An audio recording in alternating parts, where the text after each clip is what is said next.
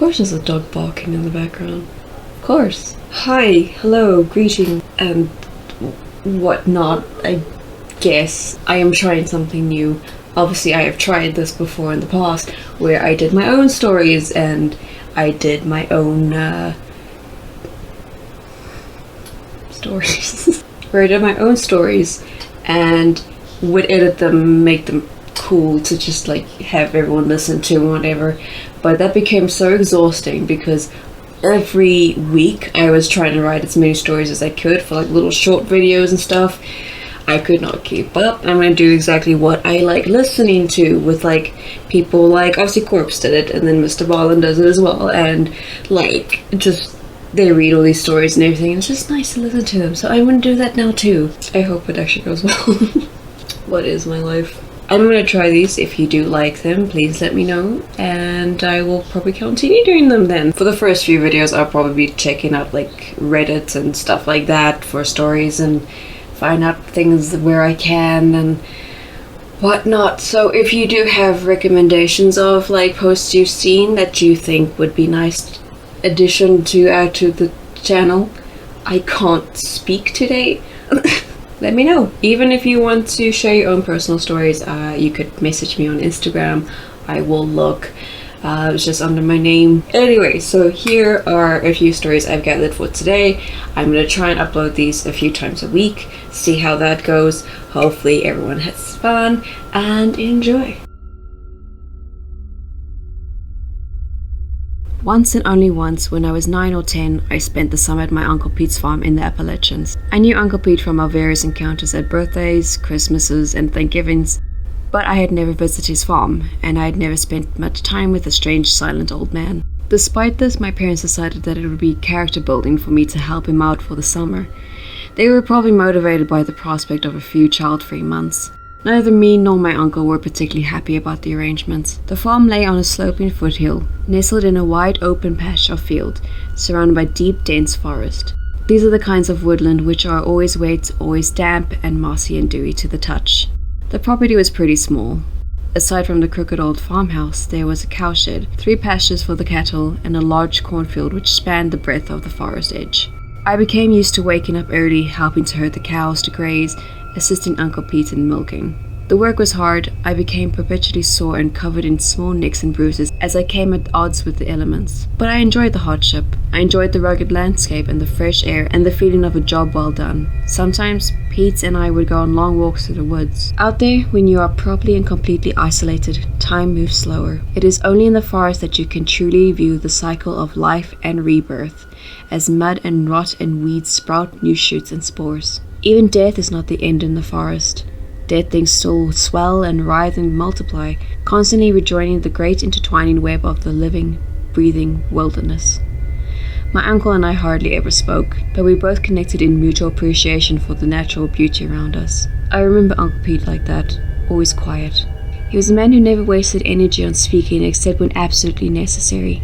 He would never use words when a grunt or a nod or a vague motion could suffice. He was getting on in age, but he was incredibly tough, like an old sheepdog, grizzled and hardy. I couldn't imagine anything ever disturbing him or knocking him from his calm, solemn stillness. One night, Pete and I were walking back up from the bottom of the southern field. A cow had just given birth. I can remember kneeling in the mud and feeling the bloody warm mass of the calf in my hands. It was later than usual. Already the total and enveloping darkness of the mountains had settled in. We were guided by the lights of the farmhouse and the bright full moon. It was as we reached the porch and I turned to glance at the same moon that I saw it. A long way off, right at the end of the cornfield, was a black silhouette. Against the pure white backdrop of the moon, it stood at the edge of the tree line. Although I could make out no features, only its shape, I recognized 4 legs and a broad, powerful set of antlers. I gasped softly. My young self was reveling in the complete stillness and the size of the creature. I turned excitedly to Pete. "Look, Uncle Pete, is that a deer? Even for a stag, that's pretty big, right?" Uncle Pete wheeled very slowly to squint at where I was pointing. There was a long pause as he breathed in and out, still staring. The 3 of us, he and I, and the black shape, we were motionless together for a moment. Then he replied softly, almost under his breath, "Ain't no deer." He turned around again and entered the house without looking back. I didn't even have time to question what he had said. Although I was confused, Uncle Pete was really the kind of man to explain himself, and I accepted that he knew these hills and everything in them like the back of his hand. I shrugged it off, and I followed him into the house, but I couldn't tear my eyes away from the dark silhouette, so boldly outlined against the moon, still standing so perfectly still. Briefly, it was removed from my line of sight, and when I reached the kitchen window, it was gone, disappeared back into the trees. From my bed, I could see across the landing, directly into Uncle Pete's room. That night I woke at some point, late into the night. As my eyes fluttered open, I saw Pete. He was sitting in his old rocking chair beside the window in his bedroom. In his hands, he held a large, high-powered flashlight. He had the flashlight beam pointed out of the open window, trained at the tree line. Again, I was confused, but I was also so tired. My eyes closed again and I slept. I thought little of it in the morning. It is only now, so many years later, that I try to put all the memories together. The next week, Uncle Pete had to make a long drive to the nearest town for his monthly supply run. Buying canned food, replacement tools, fuel for his Jeep. Uncle Pete, unwillingly to take me with him, was not fazed by the prospect of leaving a 9 or 10-year-old on their own in an isolated farmhouse. It was a day and a night's journey to town. Pete would be back in the morning, and I would spend the night alone. On the night in question, I had already spent 2 nights on my own like that, in previous months on the farm. I went about my usual routine, making a sandwich for myself and then turning on the television. It would have been about 10 or 11 at night. I liked to go to bed late when I was on my own. I was glued to the TV screen. I remember there was light rain and the house was buffeted by a low-level but persistent wind. Gradually, above the noise of the television, I began to hear something from outside. I cocked my ears to listen properly, and I muted whatever program I was watching. I wasn't worried yet. You hear all sorts of sounds in the country at night. I went over to the back door and stepped outside. Immediately I was hit by a really weird feeling. I can't explain it or even really describe it, but as I stood there, rain trickling down my face, I felt inexplicably certain that something was deeply and terribly wrong. Now I could make out the sounds were coming from the cowshed, several hundred yards away from the farmhouse. The cows were making a lot of noise. I could hear them mooing and snorting and kicking the corrugated iron walls of the shed. At hearing the commotion from the animals, I began to grow nervous about the possibility of a coyote or even a black bear nearby. I scanned the almost impenetrable darkness of the fields. Then all at once, the noise stopped. It was as if every cow had silenced at the exact same instant. Now it was just me, standing alone in the silent night. And then, out of the darkness, a voice began to call my name. Michael. Michael. The voice was deep and slow, and cracked on each syllable of my name, a shuddering rasp. It mixed with the wind and became an almost echoing howl. I stepped back inside and locked the back door. Then I closed all the windows and turned off all the lights in the house. I sat down on the couch in front of the television, catatonic with fear, tears streaming down my face. Once, twice, 3 times that ghastly voice circled the house, still calling out my name. Michael. I sat, nails digging into the flesh of my thighs, shaking uncontrollably. For what must have been 15 minutes, there was a deathly silence. I began to wonder if perhaps I had imagined that awful voice. Then, from behind me, I heard a faint, almost indiscernible sound. It was a dull impact against the large kitchen window, the one which looked out of the vast cornfield. It didn't sound deliberate. It wasn't a noise meant to toy with me or make me turn around. It was an unintentional sound, the kind produced when something large attempts to go unnoticed. It sounded like antlers scraping against glass. There was another agonizing pause, and then the voice came again. It's so cold out here, Michael. Won't you let me in? Not that the voice was so close, just outside. I could hear how wrong its cadence was. It was utterly alien.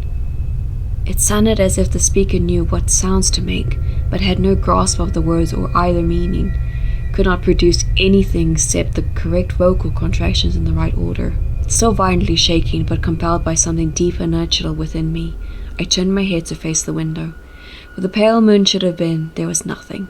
A black silhouette was blocking the window with its form. I was sitting in the dark, but I strained my eyes to differentiate the shape of the figure from the night sky behind it. I could hardly make out anything.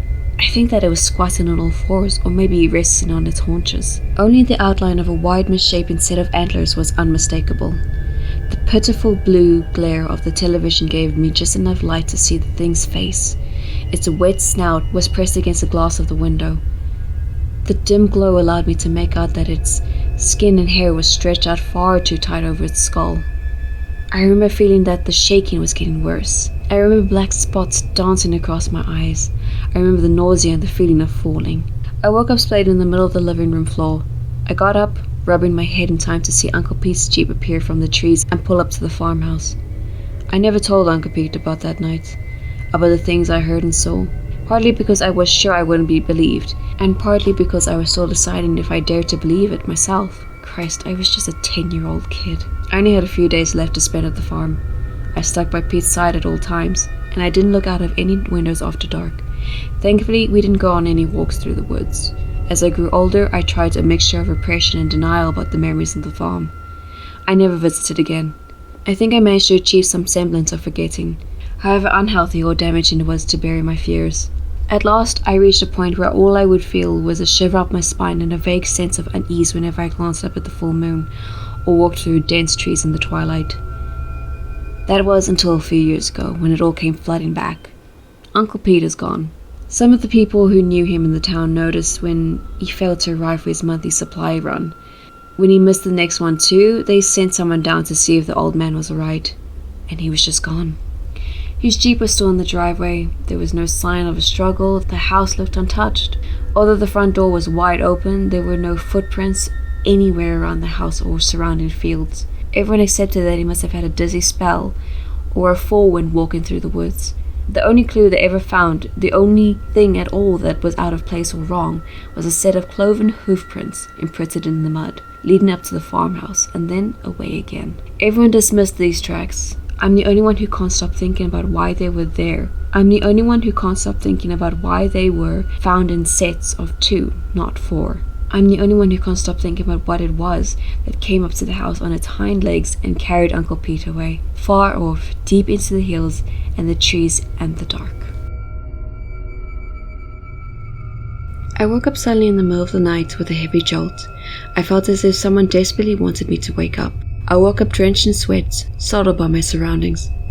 The room was pitch dark, with just 2 small threads of light piercing from the ventilation in the ceiling. I tried to switch on the lights, but the tiny bulb in my room did not even flicker. I felt someone watching me from the corner of the room. I took my phone and checked the time. 3:33 a.m. it read. I immediately dialed my mom's number. The call did not go through. The operator said, "Please recharge your number to make calls." Shit, I had forgotten to recharge my number.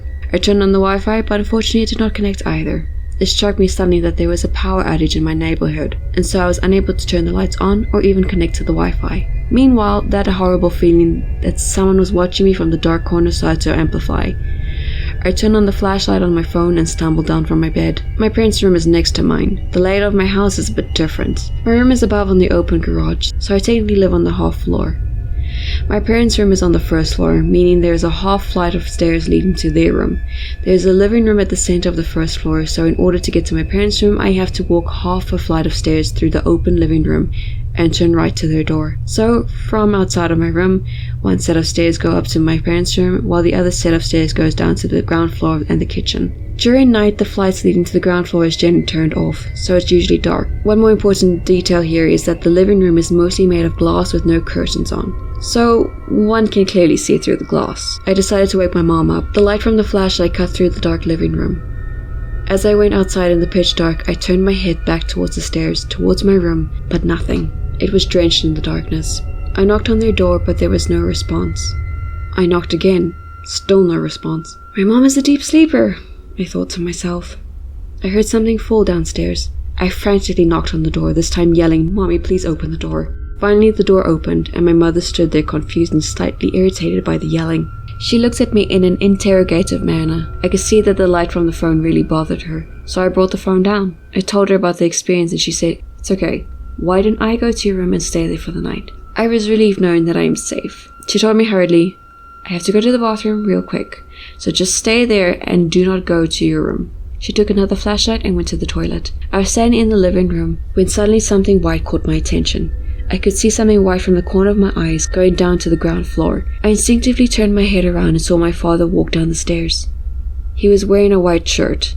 I could only see the back of his head. I effing panicked and tears started rolling down my eyes. I started sweating profusely and my body started jolting. I felt like I could not move anymore and my legs were failing me. I suddenly woke up sweaty and weak. I realized it was all a dream. The room was still dark, darker than my dreams. I tried to turn on the lights. No electricity. I picked up my phone. 3:33 a.m. with no Wi-Fi. I tried dialing my mom's number. The operator on the other side said, "Please recharge your number to make calls." What the actual fuck? I thought to myself. This time I did not waste much time and rushed to my parents' room. I knocked on the door, knocked again, and then began yelling. By this time I was at a point where I could piss my pants at any moment. "Open the door, mommy, please." My mother finally opened the door, but irritated. I said to her, "Please, please, please stay with me, Mom. I'm too scared." She looked at me as if I swallowed a whole elephant in front of her. She said, "Let me go to the bathroom real quick," and left. I started chanting all the mantras I knew in my head. I could feel someone standing beside me in the dark, but I did not dare to look in the direction. Someone grabbed my shoulder from behind, and as I turned my head in that direction, I saw my father walk down the stairs, wearing a white shirt. I immediately fainted. I woke up again, startled, drenched in sweat. I checked my phone. It read 3:33 a.m. No Wi-Fi. I started crying at this point and prayed to God to get me out of whatever shit pot I was in. I hurriedly tried to turn the switch light on with no hope left. The light flickered on. I sat on my bed calling my mom. "Please recharge her." I disconnected halfway through without thinking much. I ran for dear life and started knocking and yelling outside my parents' room. My mom opened the door quicker this time, and unlike in my dreams, she had a much calmer, patient look on her face. I hugged her and started crying. I explained everything to her and requested her to stay in my room. I was expecting she would want to go to the washroom, but nothing like that happened this time. She took a pillow from her room and came to mine. I was feeling relaxed and fell asleep holding her. I woke up a bit late the next morning. I turned my head to see if my mom was there beside me, but only her pillow was left behind. I saw that she was already up and my door was not locked. I always keep my doors locked at night. I checked my phone. 10:05 a.m. I checked my history and it read, "Outgoing call, Mom, 3:33, which meant I had dialed her number thrice at 3:30 a.m. I was a bit confused, but didn't pay much heed. After all, I was really feeling better than last night. I dragged myself down from the bed and freshened up. I went down for breakfast and my mom looked at me and smiled. The breakfast was really tasty that morning. My father was in the garden trimming his favorite plants. Fortunately, he wasn't wearing a white shirt. I smiled and turned towards my mother and apologized to her. "I'm sorry about last night. I was scared. Also, thank you for staying with me, Mom." She looked at me worriedly and replied, "What are you talking about? I never woke up last night." And that's it for this video. If you liked it, please give it a thumbs up. Please comment. Please share your own stories if you got something supernatural, something actual true crime, or just weird little coincidences that have happened in your life. Share them. I would like to put them here and you will be mentioned as well. You can also join my Patreon. You can join me on Instagram, since that's where I mostly am. Anyway, I'm gonna end that here. Okay, bye bye.